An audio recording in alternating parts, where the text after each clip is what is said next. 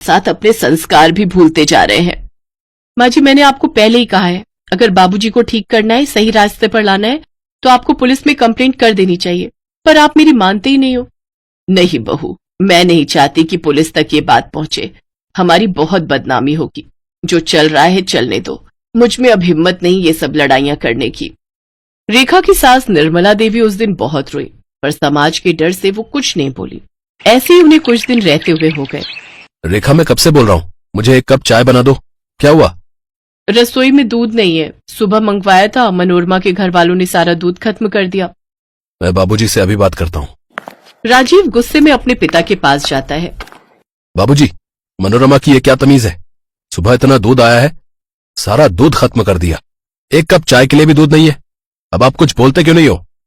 देखा आपने, अपनी माँ से ये किस तरह से बात कर रहा है। मुझे मनोरमा कहकर बुला रहा है और ऊपर से ये भी बोल रहा है कि मैं और मेरे परिवार वालों ने दूध सारा खत्म कर दिया। सुनो, मैं एक दिन भी यहाँ नहीं रहूंगी। मैं अपने माता पिता के साथ जा रही हूँ। नहीं मनोरमा, तुम कहीं नहीं जाओगी। राजीव, मनोरमा तुम्हारी माँ है, उससे ढंग से बात करो। मेरी बस एक ही माँ है, इसने मुझे जन्म दिया है। ये छोटी सी बच्ची मेरी माँ नहीं बन सकती। ये बेशर्मी भरी बातें मेरे सामने मत करो। मैं पहले गुस्से से भरा हुआ बता रहा हूं। आप एक काम करो, इस जायदाद का बंटवारा कर लो, अपने हिस्से की अपने पास रखो और मेरे हिस्से की मुझे दे दो। मैं माँ को लेकर अलग हो जाऊंगा। हाँ ठीक है, मुझे इसमें कोई एतराज नहीं है। मैं कल ही वकील को बुलाकर जायदाद के 2 हिस्से कर लेता हूँ, फिर हम यहाँ से चले जाएंगे। रहना तुम अपनी माँ के साथ आराम से।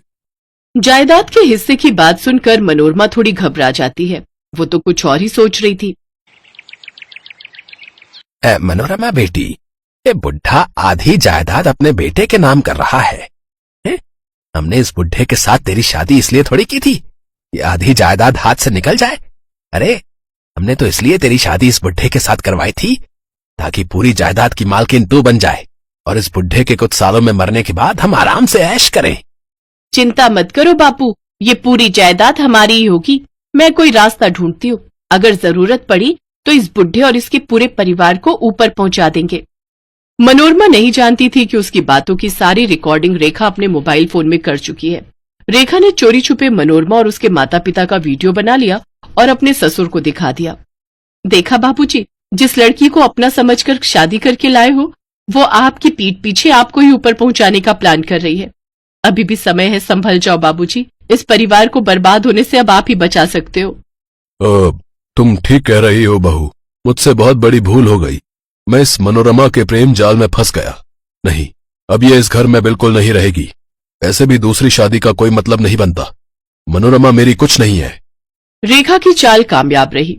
उसके ससुर को अक्ल आ गई और उसने मनोरमा को उसके परिवार के साथ धक्के देकर बाहर निकाल दिया। मोहनलाल की आंखों पर से मनोरमा के झूठे प्यार और धोखे का पर्दा उठ गया।